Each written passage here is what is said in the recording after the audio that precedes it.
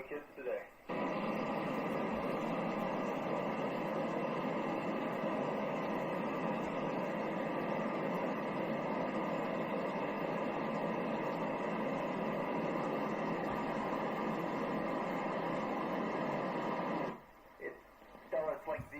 It's like the best roller coaster ride you could imagine.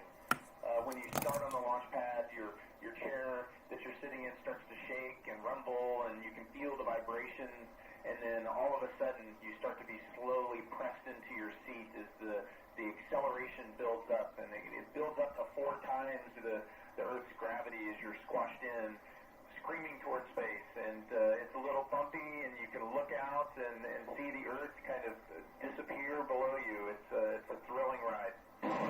Over.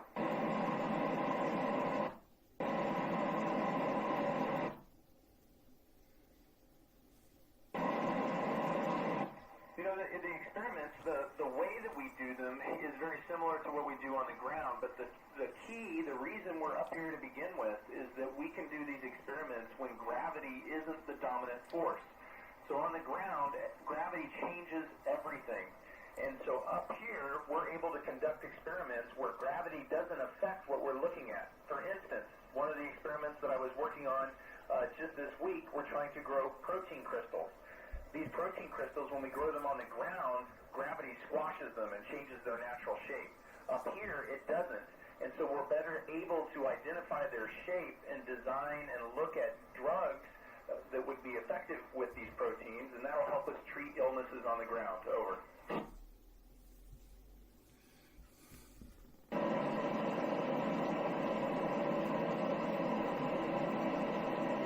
You know, that's a question that we're up here also trying to answer. You know, NASA's out there looking for life in space, so I sure hope that there is life somewhere else out in space.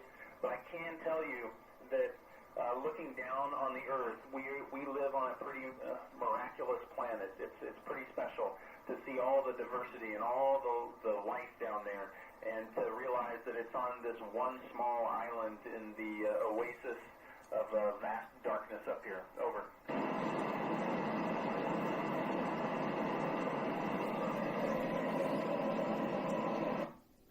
It's hard to nail down just one. Let's go with last night. I was in the cupola looking out at night during a night pass, so it was dark on the Earth. We were on the dark side. And the moon was behind us, and it was shining off the clouds below, and it was actually reflecting off of the ocean, kind of like the sun would reflect off the ocean. And at the same time, you could see the northern lights dancing on the horizon as we came up over the United States, and you could see all the city lights lit up like a map. And as we sped across the United States, watching the northern lights, the sun rose up over the horizon. It was an amazing experience. Over.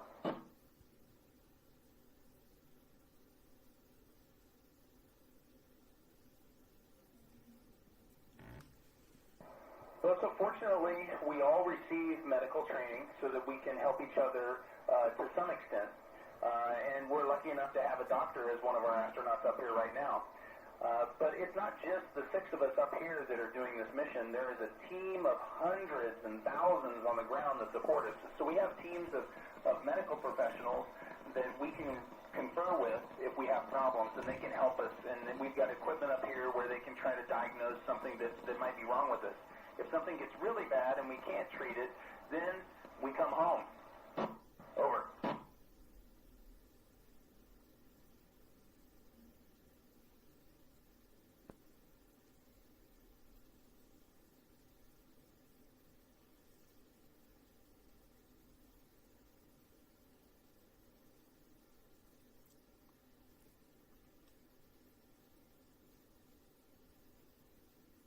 Yeah, for fun in space, one of the coolest things is just being able to float around. So flying through the station and pretending I'm my own spacecraft, or I'm a plane that's zipping around. It never gets old. I've been up here almost 200 days, and I still enjoy it.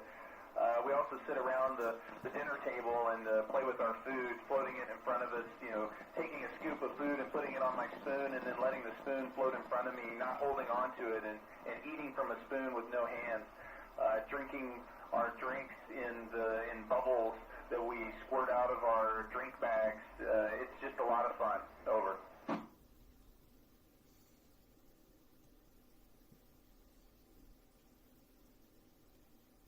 You know, this is my first time to the space station, and you know, it's a long mission, so I've been up here about 200 days. I did try to launch once before, so I launched this time in March. I tried to launch about a year ago in October, and we had a launch failure that caused us to abort the launch. So this was my first time in space, but my second try to get there. Over.